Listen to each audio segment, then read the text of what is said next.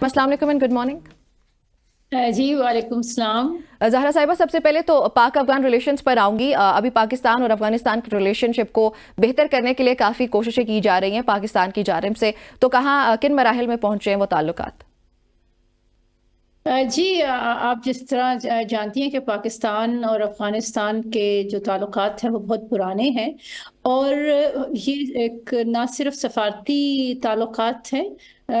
بلکہ یہ ہمارے عوام کے آپس میں جو تعلقات ہیں یہ بہت اہم ہیں، اور یہ کئی دہائیوں اور کئی صدیوں سے یہ تعلقات ہیں. تو اب ہماری کوشش یہی رہی ہے کہ ہم ان تعلقات کو فروغ دیں. اس پاکستان افغانستان میں جو ٹریڈ ہے اس کو سپورٹ کرتا ہے، کیونکہ جس طرح آپ جانتی ہیں افغانستان ایک لینڈ لاکڈ ملک ہے، تو اس کو انٹرنیشنل دنیا کے ساتھ ٹریڈ کے لیے پاکستان کی مدد کی ضرورت ہوتی ہے. تو پاکستان نے ٹرانزٹ ٹریڈ کی فیسلٹیز بھی دی ہوئی ہیں. اسی طریقے سے یہاں پر لاکھوں افغان باشندے یہاں پر بستے ہیں جو پاکستان میں کافی سالوں سے مقیم ہیں. تو پاکستان کی تو ہمیشہ کوشش رہی ہے کہ افغان بھائیوں اور بہنوں کے لیے اپنا ایک مؤثر رول ادا کرے، وہاں پر پیس کے لیے، وہاں پر ایک پراسپیرٹی آف افغانستان کے لیے. اور اب ہماری آپ جانتے ہوں گے کہ کچھ ہمارے مسائل ہیں جس طرح سے آپ نے مینشن کیا، اور وہ سب سے بڑا جو ایک ایشو ہے وہ اس وقت دہشت گردی کا ہے، جس پر پاکستان نے افغانستان کے حکام کے ساتھ یہ بات اٹھائی ہے کہ وہاں پر کچھ ٹیررسٹ گروپس کی اور ایلیمنٹس کی پناہ گاہیں موجود ہیں جو کہ افغانستان کی سرزمین کو پاکستان کے خلاف استعمال کر رہے ہیں. لیکن ہم ڈائیلاگ میں بلیو کرتے ہیں. ہم سمجھتے ہیں کہ ان مسائل کا حل ڈائیلاگ سے ہوگا، اور اس وجہ سے پاکستان افغانستان کے ساتھ ان معاملات پر بات چیت کر رہا ہے اور آگے بھی کرنے کا ارادہ رکھتا ہے. اچھا، یہ ڈائیلاگز کا یہ جو سلسلہ ہے یہ ابھی جاری رہے گا؟ ابھی جو افغان ریفیوجی کرائسس ہمارے سامنے آئے کہ انلیگل امیگرینٹس جو ہیں یا ریفیوجیز جو تھے ان کو واپس بھیجنے کی بات چیت ہوئی، ان کو اپنے ملک جب واپس بھیجا گیا تو اس پہ افغان گورنمنٹ کی طرف سے بھی کچھ ناراضگی کا اظہار کیا گیا. تو اس کو کلیریفائی کرنے کے لیے کہ پاکستان کیا سٹینس رکھتا ہے، کیا موقف اختیار کیا گیا ہے، وہاں پر بھی ابھی ڈائیلاگز جاری ہیں؟ دیکھیں،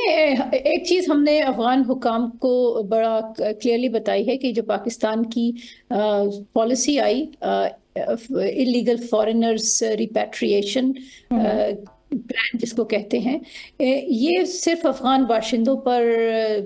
اس کا اطلاق نہیں ہوتا. جو بھی یہاں پر غیر ملکی غیر قانونی طور پر رہ رہے ہیں یہ ان سب پر اطلاق ہوتا ہے. اور پاکستان نے اپنی سیکیورٹی کے لیے یہ اقدامات لیے ہیں تاکہ پاکستان میں جو بھی غیر ملکی باشندہ آئے وہ ایک منظم طریقے سے آئے، پاسپورٹ پر آئے، ویزا لے کر آئے، اور یہ انلیگل طریقے سے آنے کا جو سلسلہ ہے اس کو ختم کیا جائے. تو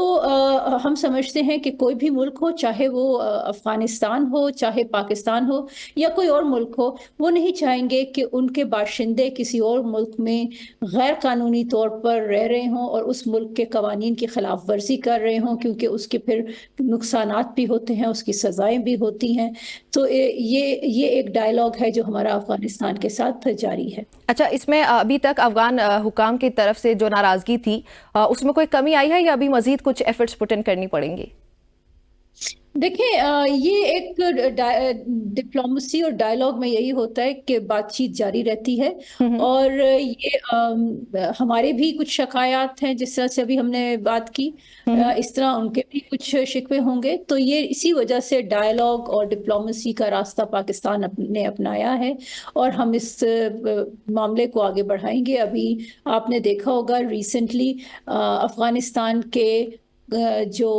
کامرس منسٹر ہیں، تجارت کے منسٹر ہیں، انہوں نے پاکستان کا دورہ کیا تھا تاکہ جو تجارت کے سلسلے میں ایشوز ہیں ان کو حل کیا جا سکے. اسی طرح ابھی جو قندھار کے گورنر ہیں وہ آئے تھے پاکستان تاکہ جو بارڈر ریلیٹڈ ایشوز ہیں ان پر بات کی جا سکے. تو یہ ایک مسلسل ایک پروسیس ہے جو کہ جاری رہے گا. اچھا زہرا صاحبہ، اس کے علاوہ دوسرا بڑا مسئلہ جو ہے اس وقت مسئلہ فلسطین ہے، اور اس کے لیے پاکستان ابھی کیا کام کر رہا ہے؟ دیکھیں، فلسطین کا جو اس وقت ایک صورتحال ہے وہ بہت ہی افسوسناک صورتحال ہے. پاکستان کے عوام اس سلسلے سے بہت ہی کنسرنڈ ہیں، اور پاکستان کی حکومت اپنے عوام کی ترجمانی کرتے ہوئے اور جو ہماری ہسٹورک پوزیشن ہے اس کو فالو کرتے ہوئے ہم دنیا بھر میں فلسطین کا مقدمہ لڑتے رہے ہیں، اور یونائٹڈ نیشنز میں OIC میں پاکستان نے ایک لیڈرشپ رول ادا کیا ہے فلسطین کا مسئلہ اٹھانے میں، اور ابھی آپ جس طرح سے آپ نے پروگرام کے شروع میں منشن کیا کہ ساؤتھ افریقہ جو ICJ میں ایک کیس لے کر گیا ہے جینوسائیڈ کنونشن کے کانٹیکس میں، اس کو بھی پاکستان نے پوری طرح سے سپورٹ کیا ہے۔ اچھا، ہمارے سامنے ایک اور خبر آئی تھی کہ 500 سے زائد ڈاکٹرز ایسے ہیں جو والنٹیرلی ابھی جانا چاہ رہے ہیں غزہ میں، اس پر کوئی اپڈیٹس؟ دیکھیں،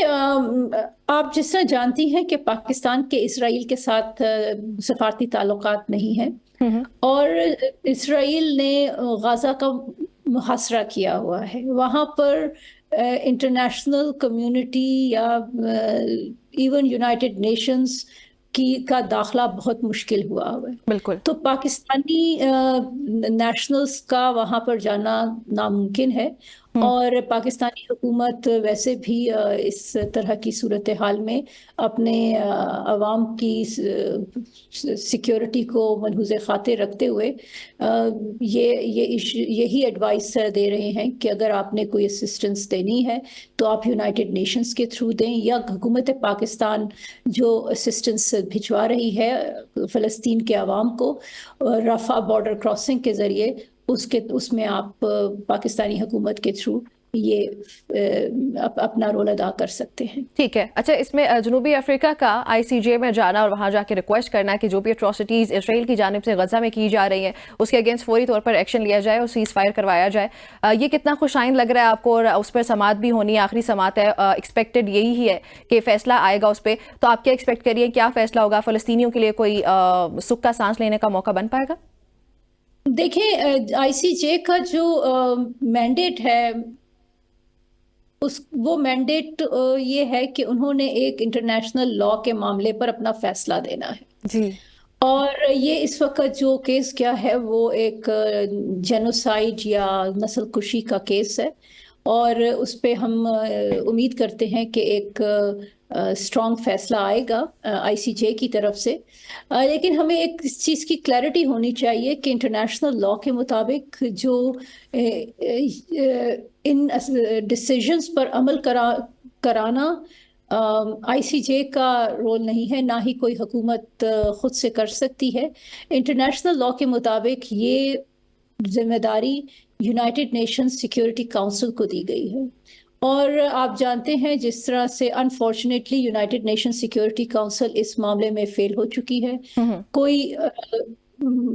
جو جنگ بندی کا اعلان ہے وہ اب تک کوئی اس پر اسٹرانگ سٹیٹمنٹ نہیں آ سکی، اور جب تک یونائٹڈ نیشن سیکیورٹی کاؤنسل میں کنسنسس نہیں ہوگا اور ان کی طرف سے ایک اسٹرانگ ڈیسیژن نہیں آئے گا، یہ انفارچونیٹلی سچویشن اسی طرح سے جاری رہنے کا امکان ہے۔ اسی لیے پاکستان بار بار یونائٹڈ نیشنز کو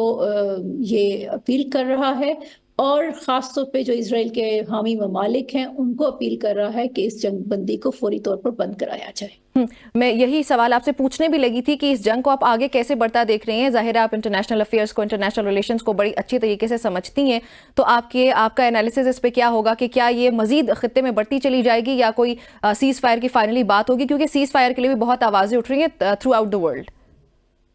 یہ ایک آپ دیکھیں گے اکتوبر سے جب سے یہ سلسلہ شروع ہوا ہے، انٹرنیشنل کمیونٹی میں ایک تشویش پائی جاتی ہے، ہو رہا ہے، اور آہستہ آہستہ آپ نے دیکھا وہ ممالک جنہوں نے شروع میں شاید اتنی